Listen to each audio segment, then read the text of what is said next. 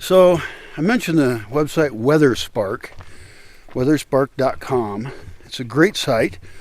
What you can do is put in where you live on there and then see the graphs of how much rain there is, what the temperature patterns are.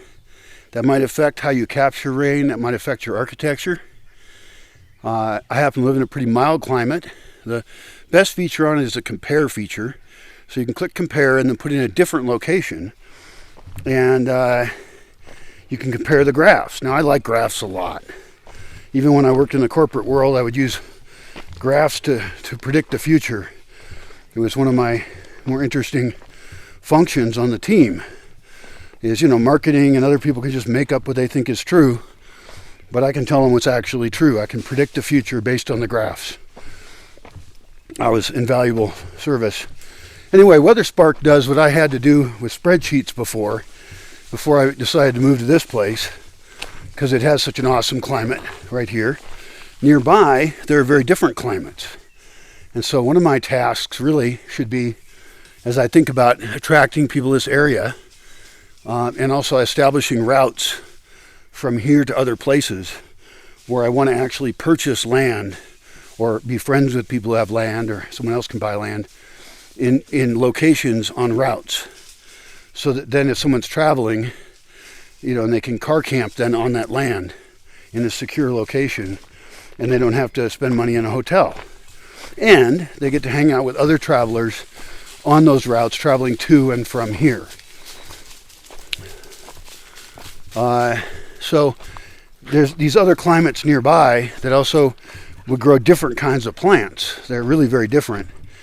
And so I want to have friends there so that we can have spots to grow things that we can't grow here very easily. I mean, of course, we want to create microclimates to have a wider range of things to grow, but often those involve some kind of infrastructure, even if it's a rock wall or a greenhouse. That's a lot of infrastructure.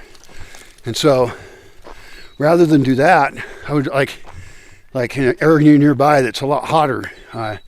It's better for like tropical fruits and stuff. I would like to either buy land there or nearer to there, and I can actually use weatherspark.com to map out climates between here and there and decide, okay, well, what could I grow how far away? And then in those locations and in my location have solar food dehydrators, so that we're turning heavy water-filled food into dried food, not super dried, but even just semi-dried is fine, will last much longer. And that way it would help with our trade, because suddenly we can move, 10 times more stuff or 5 times more stuff at the same cost, and the nutrition all goes transport with it, but the water doesn't. And we need less space. We can have more product for the amount of space and for the amount of weight. So that's a technology I want to have, is solar dehydrators. I have one now, and I'm going to build a much better one. A couple other technologies that are important is an egg incubator. Yes, I'm aware that chickens can brood their own eggs, but it's far less efficient and has more things that can go wrong. Instead, if I have, really high quality, even industrial, it depends on how big the flock is, but as the flock grows, we can get bigger and bigger incubators.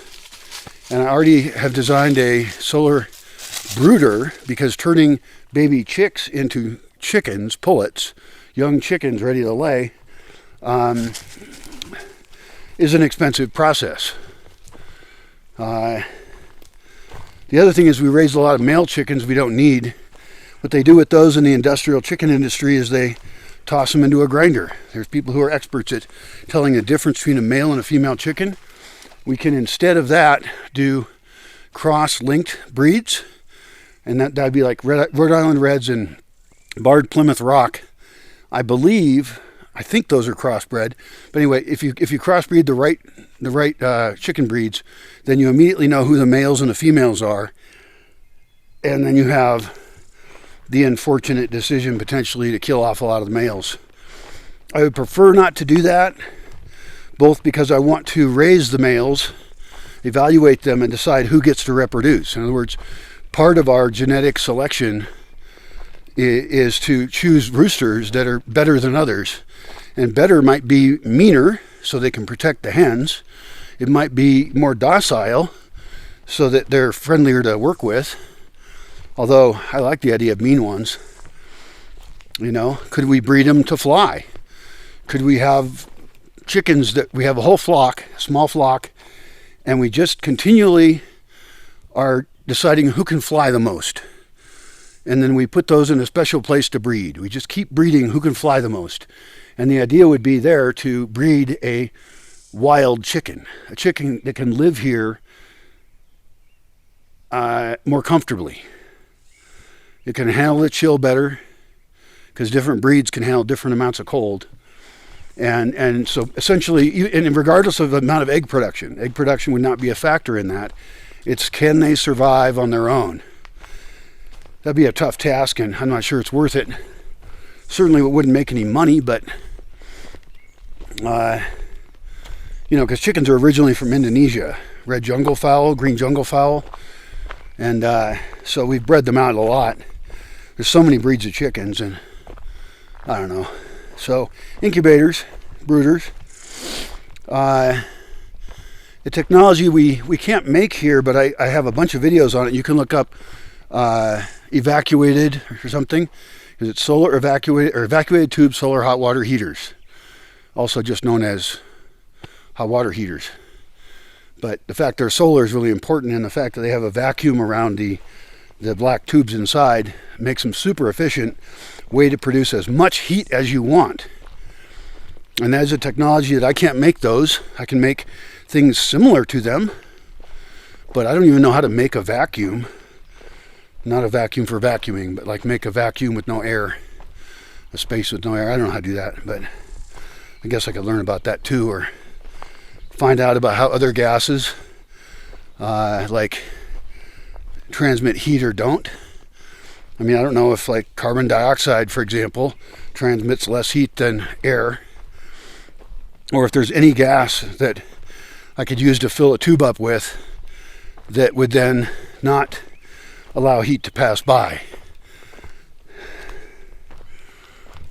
I think they have double pane windows that use something like that.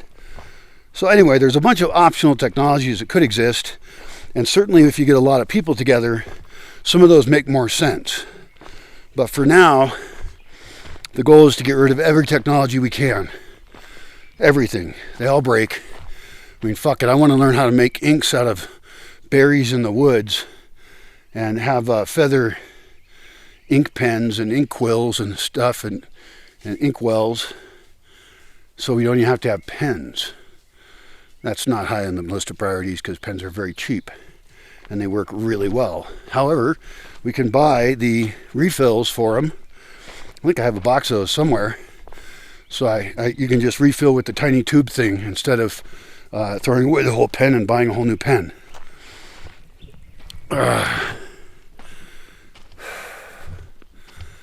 Oh, man. There's other stuff we can improve. Like, I occasionally have to go to the vet and get, deworming stuff, or stuff for mange. My dogs have access to a lot of wildlife and other dogs, and so occasionally they get sick, and I don't know how many dogs we'd have it be worth it to be able to sterilize them. Right now, I'd just take a dog to the vet and have them sterilize them. I'm certainly not going to do it. I'm terrible with anything medical, because I kind of disagree with it in general. I don't even take care of myself very well. But definitely medical apparatus would be good. Like defibrillators. I don't know how to say that. Defibrillators. I don't know how to spell it either. Defibrillators. Those are like if somebody has a heart attack, and in a few places we had emergency response that could get them a defibrillator really quickly and shock them and maybe save their life. They're not very expensive, apparently. So that would be really stellar and wonderful. I think I have an old EpiPen somewhere somebody donated, but I should also be able to help people who are going into anaphylactic shock and can't breathe, and they're either going to have a really terrible time or possibly even die. So yeah, there's medical stuff. I don't know what I need, but if there's any need for it at all, then it should be a high priority, because I can't deal with medical things very well. I mean, right now I don't even have a vehicle to get out, and the roads are bad. Sometimes during the winter the roads wash out. I've been trapped here for 3 weeks before, where I can't get out at all. And all kinds of stuff occurs. Oh, chainsaws are another good one, because trees fall over roads pretty commonly. It's not super common, but every year some pine trees fall down. It's pine trees because they have a weak base, and it gets too dry out, and then there's a big storm, or it's dry out and then it suddenly rains and there's a storm, whatever. But they fall over, they get hit by lightning. Shit happens. So we need chainsaws. That's definitely worth it as a tool. If we have chainsaws, we can also be raising and cutting down the right size of trees that produce the right size of firewood. So we don't have to split firewood. Just raise it and harvest it at the right time, and we can have an infinite number of firewood without having to split it. I've got whole groves of trees of that size, and they're actually too dense. And so eventually they'll just die, so we can cut them up then too. Some of them will die. They'll crowd the other ones out. So I guess for vehicles, let's assume shared vehicles, and then let's assume a car shop. We should be able to fix a flat tire. Depends on how many vehicles we have, whether that's worth it or not. If we only have 4 vehicles, then no, it isn't. But let's say there is 150, 200 people living somewhere. Well, almost every day, you're going to want a vehicle going into town. You're going to want to pick people up at the airport. You're going to want to take them on day trips around places as a tour. And so, how many cars per person do we need? Well, the Amish don't have any. They just hire everything out, and they have horse buggies, which is another technology we should have, is horse buggies. That'd be awesome. But even horse buggies would have trouble on this road. It's a shitty road. So, how many vehicles per person? Or how many people per vehicle is maybe an easier way to think of it. Same thing, but well, if all your supplies are getting picked up by supply trucks, and we're trying to produce as much as possible locally, like all of our food and stuff like that, as much as possible, I would say one delivery van would be plenty for 100 people. It could go out and get supplies, maybe even 150, I don't know. But then if it breaks, you got a problem too. And also, if you only have one driver for it, if it's a business-related vehicle, you could have more than one driver, and because insurance matters and stuff like that, right? So, I like the idea of 15-passenger vans for picking people up at the airport if there's a group coming in, and eventually I want it to be so that there's people arriving pretty commonly. Now, it might be that for now we hire out the 15-person van, but we have smaller vehicles which, could pick up, maybe 6 people, maybe just a van with some seating in it. Like the one I have, actually. That was a 15-passenger commuter van. I bought it used. It had been used as a commuter van, so it was really well maintained. And it was a 15-person van. Pretty cool van. I took people on trips when I lived in the city. I took them on trips to mountains. I took them on trips to little festivals and things. That was a great van, actually.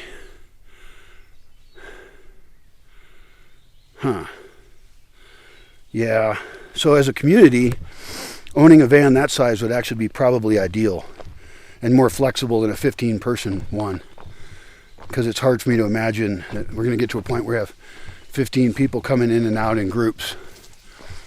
But who knows?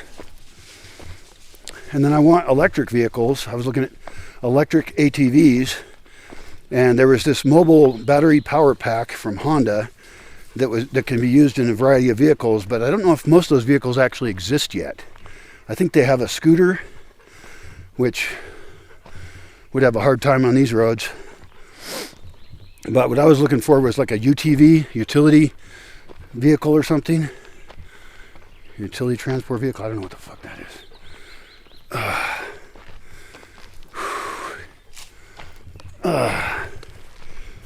I'm going to mark this spot right up here because, wait, where is it? Oh, it's right there.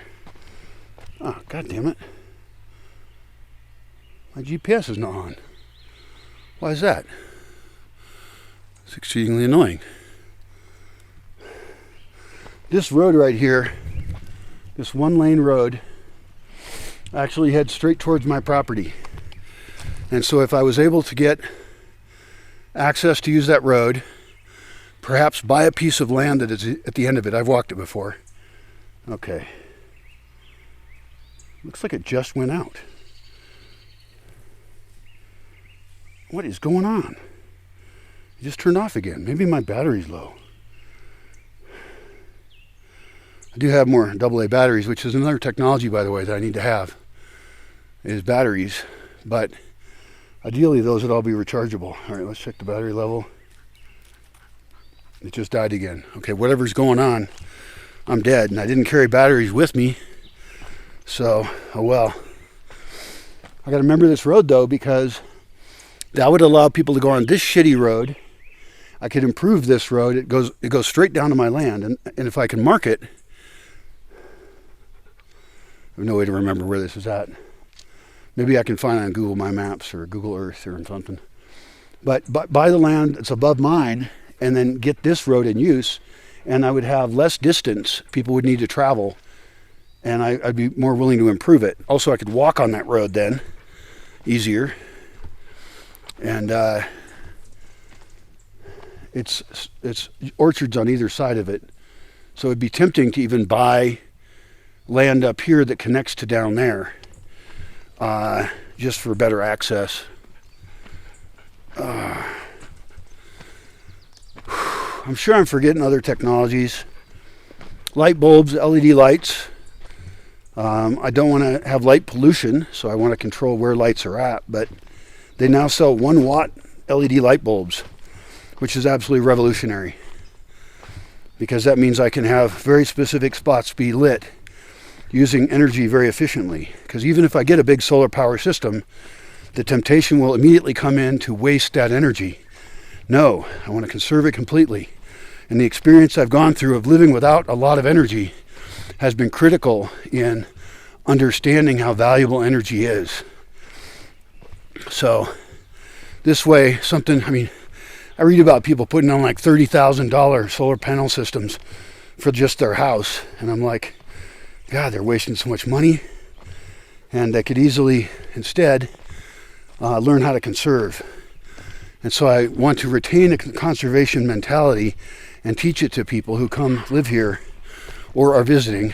And with visitors especially, I want to show them the difference between their normal lifestyle, their normal energy use, and how we live here. You know, what's their water use? And they can compare that with the lifestyle they lead back in the city, and they can figure out, okay, how can they use less? That's the big win. It isn't producing more. Lots of people want to produce more energy. I'm like, that's the wrong direction to go. We need to learn to live with less, and we need to have architecture that supports that. Using no electricity for heating or cooling. I currently have no refrigerator. I don't have air conditioning. You shouldn't need air conditioning because you can always dig your building in. Dig your fucking building in. Even in the hottest places I know of, if they would dig their building in the slope and then handle water flow and all that, it's more expensive. I did ask an architect friend of mine why more people don't dig in, and he said basically it's just cost. But it doesn't seem like it should be that much more costly. Not in the kind of soil I have. It's pretty stable soil. Very stable soil. So if we were to bulldoze it out, that's a cost, yeah, sure. But that's not a big cost, especially not when you compare with the cost of ownership and the cost of energy use. So you could do that, put in cement or rock walls, make it nice and secure, take care of your water flow. Now, I don't have to make colder places here much. It's kind of chilly most of the year, and it never really gets too hot. So my challenge is to make warmer spots. But also, another way to have warmer spots in many places is to dig in. Not in this one. I don't think that's necessary. With any kind of insulation at all, any kind of passive solar design, we're covered. We'll be just fine. There's a field up here that would be great to buy. So instead of buying down there, what would happen if I bought here? And then land down there below it? I should evaluate where all the property lines are up here and then figure out how I can get access from this direction. It's not my favorite direction. So it's more important for me to buy lower than me. But if I'm going to start recruiting people to live near me with many of the values that I hold so that they're good neighbors, I mean, this is a big field right there. You could build a whole town right there. And it has a lot of road access, which I generally don't want for myself, but some people might. I'd rather have internal roads also that are private, that connect up private lands. And I see a big win there. So if you are a person, I'm going to start a new video, I think.